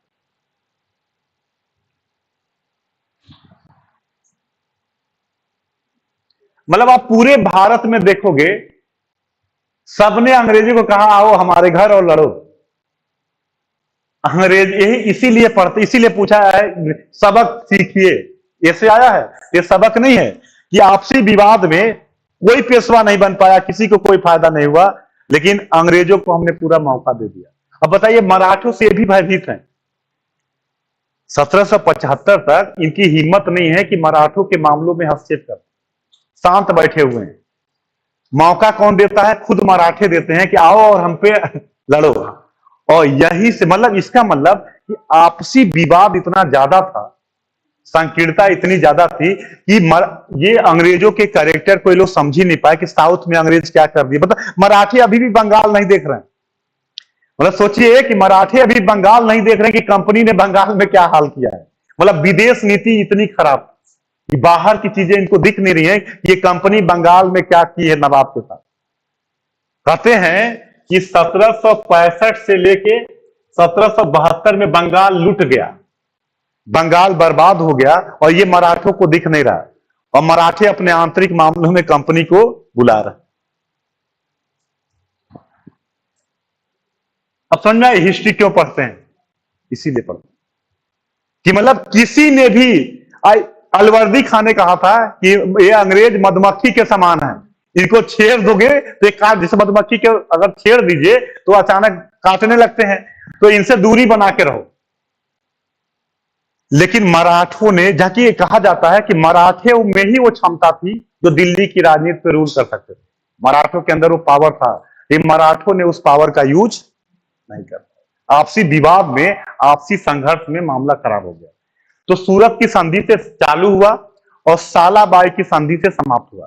सालाबाई की संधि में मीडिएटर थे, लिख लीजिएगा, महाजी सिंधिया।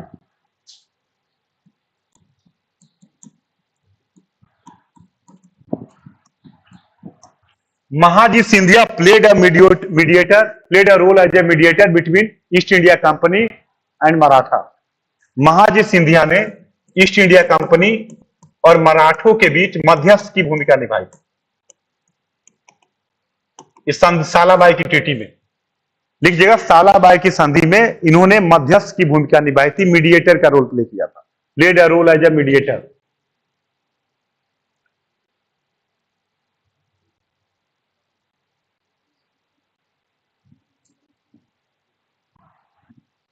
लेकिन अभी भी समझिएगा, अभी भी इस संधि के बावजूद कम मराठों को कोई नुकसान नहीं हुआ।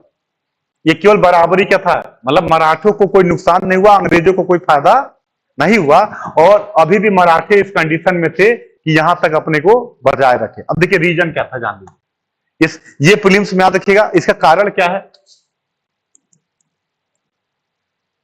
तो लिखिएगा, internal dispute among the Maratha, मराठों के बीच का आंतरिक विवाद। जो इसका कारण था, मराठों के बीच का आंतरिक विवाद।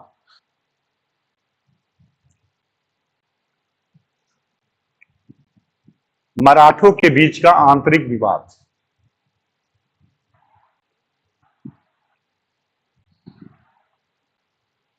और ये विवाद क्या था? पेशवा के पद को लेकर।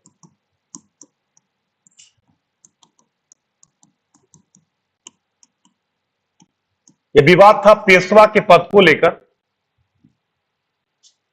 रघुनाथ राव, जिसको इतिहास में रघुवा कहा जाता है, यह पेशवा खुद बनना चाहता था।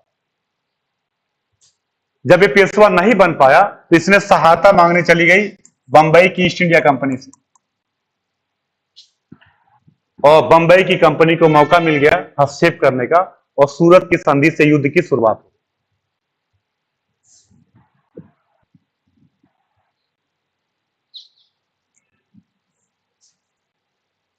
मतलब क्या किया, रघुनाथ राय ने हेल्प मांगी किससे? ईस्ट इंडिया कंपनी से, कि हमें क्या बना दो, नवाब बना दो, अरे सॉरी पेशवा बना दो, और दोनों के बीच में जो संधि होती है उसको कहते हैं सूरत की संधि, जो रघुनाथ राव और बंबई की गवर्नमेंट के बीच में होती है। और कहा जाता है कि सूरत की संधि के द्वारा कि तुम हमें नवाब बना दो, और नवाब बनाने के लिए ईस्ट इंडिया कंपनी क्या करती है, मराठों के मामलों में हस्तक्षेप कर देती है, और युद्ध की शुरुआत हो जाती है, और यहीं से फर्स्ट एंग्लो मराठा वार चालू हो जाता है। क्लियर? अब ये बताओ, कहीं भी अंग्रेजों ने आक्रमणकारी भूमिका निभाई? हमने अंग्रेजों को मौका दिया कि आओ हमारे मामलों में। अब सोचिए, ये दौर है 1775, और 1765 में बंगाल लगभग ले चुके हैं, और मराठों को बंगाल दिख नहीं रहा। इनको साउथ में पूरा मामला खत्म कर चुके हैं, इनको दिख नहीं रहा। और ऐसे में मराठे इनकी गलतियों से सीखे नहीं और अपने आंतरिक मामलों में कंपनी को मौका दिए, और इस मौके से फर्स्ट एंग्लो मराठा वार की शुरुआत। अब देखिए पूरी कहानी क्या है। सूरत की संधि हुई, समझ लीजिएगा, बस जानने के लिए तो बता चुका हूं मैं। देखिए, जब सूरत की संधि हुई तो एक खबर बंगाल पहुंची, तो बंगाल की जो वो थी उसने इसको स्वीकार नहीं किया, युद्ध को, हस्तक्षेप को स्वीकार नहीं किया। तो पुरंदर की संधि की गई रोकने के लिए, लेकिन डायरेक्टरों ने नहीं माना। जब नहीं माना, युद्ध चलता रहा। बड़गांव में ये बुरी तरह से हार जाते हैं, और यही दौर है जब अमेरिका का स्वतंत्रता संग्राम चालू हो गया। याद करिए, यही दौर है, इसी समय अमेरिका का स्वतंत्रता संग्राम चालू हो गया। यह युद्ध चलता रहा। जब ये बड़गांव में बुरी तरह से हार गए, फिर आगे जब देखे सालाबाई में भी अब जीत नहीं रहे, तब इन्होंने क्या किया, महाजी सिंधिया को मीडिएटर बनाया, और बना के युद्ध को रुकवा दिया।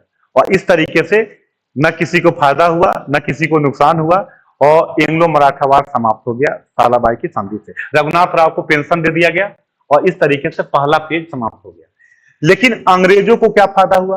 अंग्रेजों ने मराठों की क्षमता और ताकत को जाना, मराठों के इंटरनल मैटर को जाना। अब आगे मौका नहीं देंगे, इस बार तो मौका दे दिए, आगे फिर अगर मराठे समझेंगे नहीं तो आगे इनको मौका नहीं मिलेगा। क्लियर?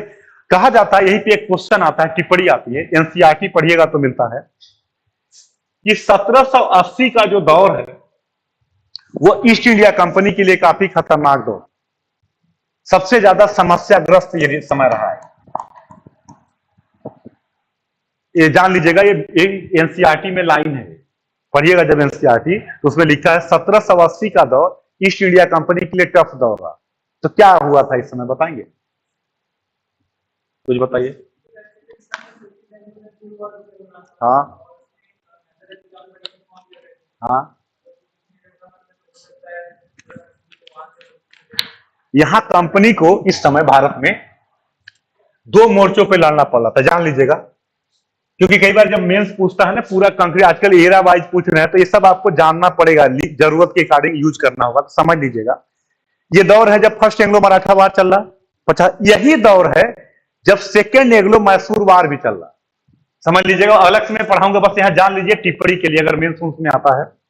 1780 से 1784 का दौर है सेकेंड एंग्लो मैसूर वार।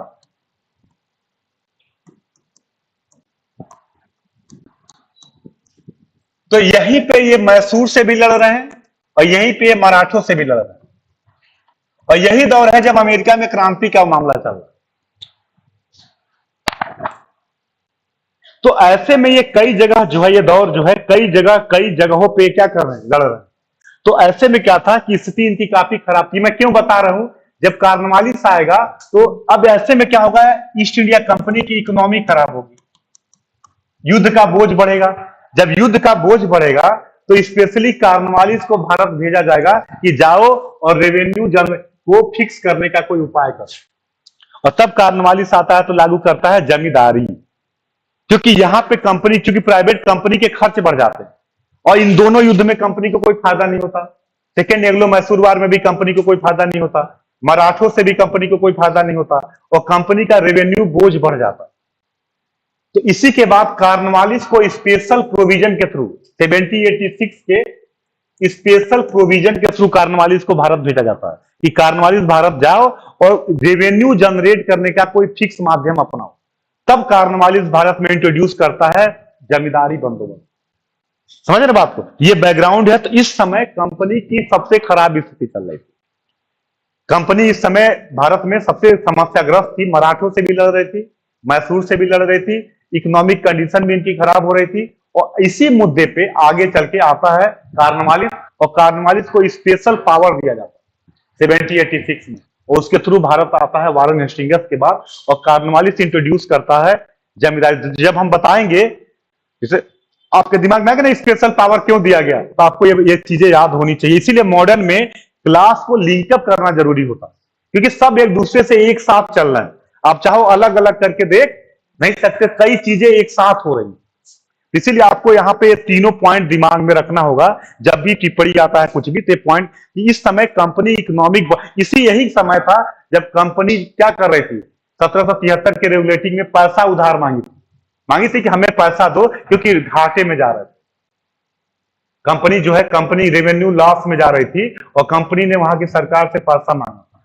क्लियर? तो ये कंपनी का सबसे खतरनाक समय था भारत में, लेकिन इससे कंपनी आगे बढ़ गई और फिर ऐसा समय फिर कंपनी के पास आया नहीं। क्लियर? तो फर्स्ट एंग्लो मराठा वार 1775 से 1782 के बीच होता है। सूरत की संधि से चालू होता है, सालाबाई की संधि से समाप्त होता है। सालाबाई की संधि में मीडिएटर है महाजी सिंधिया, और इसमें किसी को कोई नुकसान नहीं होता। रघुनाथ, अभी भी मराठे मजबूत हैं और रघुनाथ राव को पेंशन दे दी जाती है। क्लियर? और इस तरीके से समाप्त होता है। यही दौर है जब सेकेंड एंग्लो मैसूर वार हो रहा है और टीपू सुल्तान, हैदर अली मर जाता है तो टीपू आगे लड़ता है, और फिर होती है मंगलौर की टीटी, और इसमें भी टीपू को कोई नुकसान नहीं होता। ये पूरा का पूरा दौर रहता है। इसीलिए कहते हैं कि यह दौर कंपनी के लिए काफी टफ टाइम था और इकोनॉमिक बर्डन भी कंपनी पे काफी ज्यादा था। इसी बर्डन को आगे उतारने के लिए स्पेसिफिक पावर देके कार्नवालिस को भेजा जाएगा, और कार्नवालिस भारत आता है 1786 के स्पेशल पावर के बाद, जिसमें उसको स्पेशल निर्णय लेने का राइट दिया जाता है, और फिर भारत में इंट्रोड्यूस करता है जमींदारी बंदोबस्त। क्लियर है? कोई कंफ्यूजन किसी को? तो हाँ हाँ हाँ हाँ हाँ, तो आएगा ना ये सबकी। तो बोलता जब यार ये आपसे में लड़े, लगातार लड़ते रहे ना ये सिंधिया, जैसे अभी जब सेकेंड एंग्लो मराठा वार पढ़िएगा तो उसमें क्या होता है, एक साथ तब भी नहीं लड़ते। पहले देखिए भोसले लड़ता है, देवगांव की संधि होती है, फिर सिंधिया लड़ता है, सूजी अर्जुन गांव की होती है, फिर होलकर लड़ता है, राजापुर घाट की होती है, और लगभग सभी लोग स्वीकार कर लेते हैं। तो वही तो बोले ना, यही तो प्रॉब्लम थी ना कि आपस में इतना ज्यादा।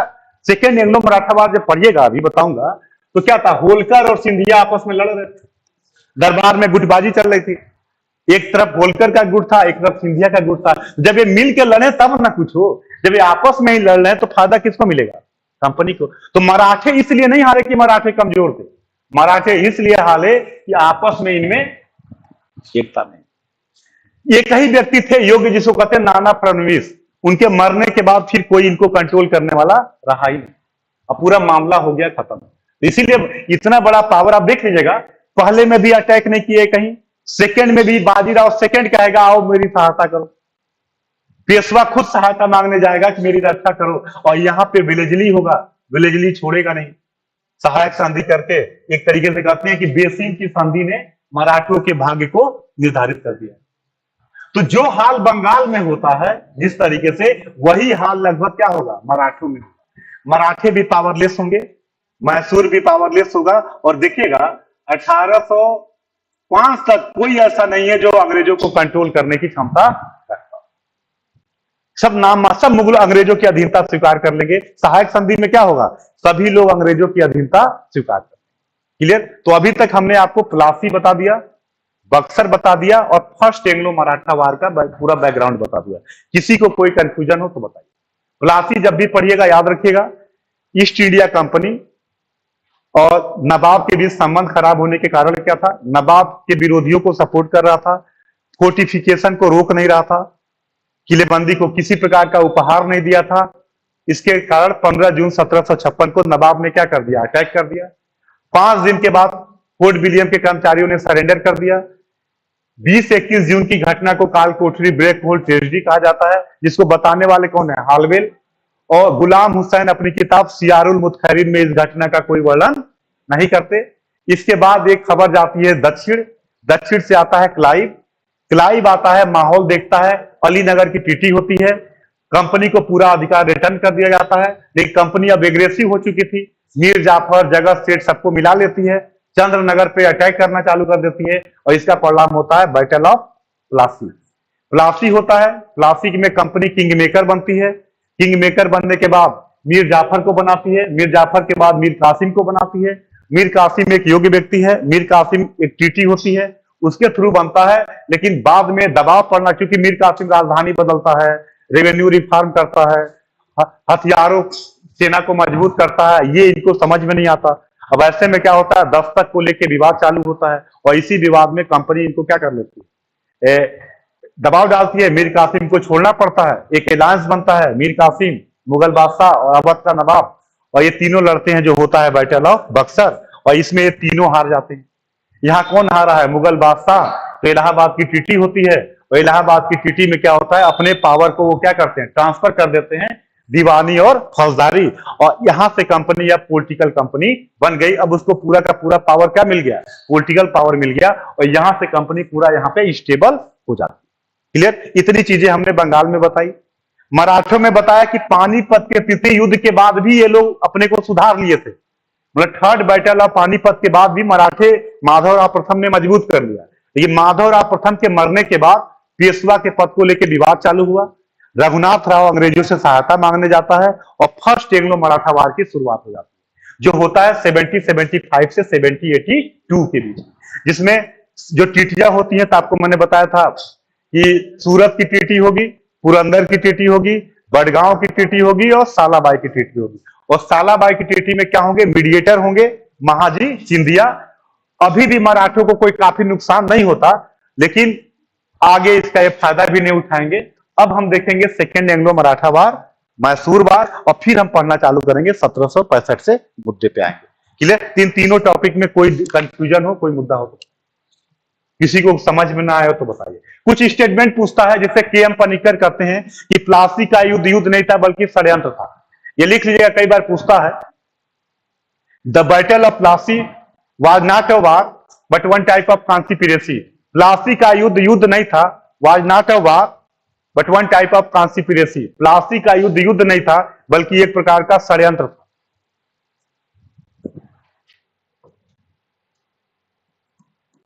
प्लासी का युद्ध युद्ध नहीं था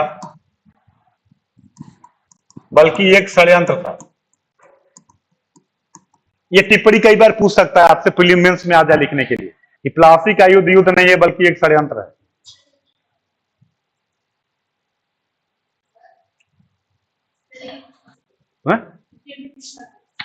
के.एम. पनिक्कर।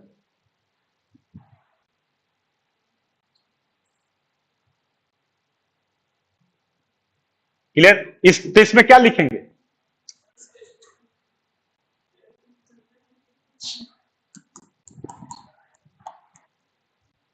के.एम. पनिक्कर, क्या लिखेंगे इसमें,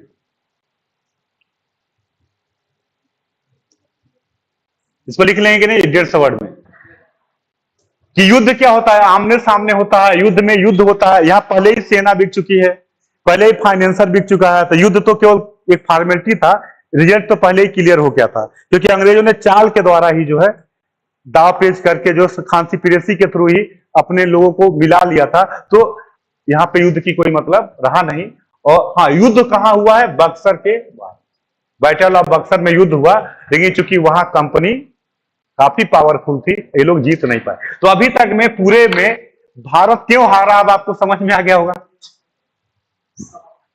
ये समझ में आ गया होगा कि हम हारे क्यों।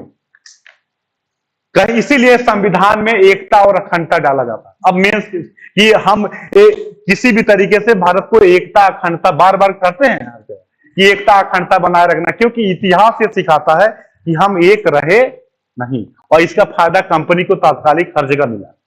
अभी भी अगर केवल मराठे, बंगाल, कर्नाटक, हैदराबाद मिल गए होते भगा, ये कभी मिले ही नहीं। अब सोचिए सेकेंड एंग्लो मैसूर वार में मराठे और हैदराबाद टीपू के खिलाफ लड़ते, तभी तो कार्नवालिस कहता है हमने अपने मित्रों को शक्तिशाली बनाए बिना ही अपने शत्रु को पराजित कर दिया। थर्ड एंग्लो मैसूर वार, मतलब दुश्मन कौन है? टीपू। टीपू को हमने पराजित किया किसकी सहायता से? मराठों और हैदराबाद की सहायता से। और इनको भी कोई फायदा नहीं हुआ, लेकिन अंग्रेजों को इन्होंने फायदा करा दिया। मतलब आपस में इतना विवाद था कि बाहरी भले कुछ कर ले, हम आप कुछ कर ना पाए, और इसका परिणाम हुआ कि टीपू बेचारा बुरी तरह से हार गया। थर्ड एंग्लो मैसूर वार में मैसूर लगभग बुरी तरह से हार गया, आधा राज्य चला गया, काफी मतलब नुकसान काफी हुआ। तभी कहता है कि न इसका फायदा हैदराबाद को मिला और न इसका फायदा मराठों को मिला। ये विवाद और ये संघर्ष की स्थिति, तो टिप्पणी अगर आए तो ये पूरा एरिया समझ, क्योंकि देखिए क्या है, पूरे हम इसको फैक्चुअल नहीं देख सकते, ये पूरा मुद्दा आपको मालूम होना चाहिए। कुछ भी आए हमें क्या लिखना है, क्रैक्स आपको पता होना चाहिए। देखिए ये कहा आंतरिक विवाद हर जगह रहे, बंगाल भी अपने आंतरिक विवाद के कारण गया, मराठे भी अपने आंतरिक विवाद के कारण गए, कर्नाटक हैदराबाद भी आंतरिक विवाद में ही गए। सेकेंड कर्नाटक युद्ध देख लीजिए। तो हर क्षेत्रीय राज्यों में इतना ज्यादा विवाद था कि उस विवाद में ही अंग्रेजों को मौका दिया। इसीलिए कुछ लोग कहते हैं कि अंग्रेजों ने अनजाने में ही भारत को जीत लिया। ऐसा ऐसा माहौल बनता चला गया, उस माहौल का उन्होंने पूरा फायदा उठाया और भारत को जीत लिया। इसीलिए कहते हैं कि डुप्ले ने जो चाबी दक्षिण में खोजी, हर जगह क्लाइव ने उसको अंग्रेजों ने लगाया, मराठों में भी लगाया, बंगाल में भी लगाया और यहां भी लगाया, और उस चाबी ने भारत को जीतने के, इसीलिए मैंने लिखवाया था सेकेंड कर्नाटक युद्ध सेंट टॉमे का युद्ध आई ओपनर था। इंडियन का जो कमजोरी थी वो बाहर आ गई। क्लियर? तो कल हम देखेंगे एंग्लो मराठा वार, एंग्लो मैसूर वार, उसके बाद इसको देखेंगे। क्लियर? जो भी पॉइंट होगा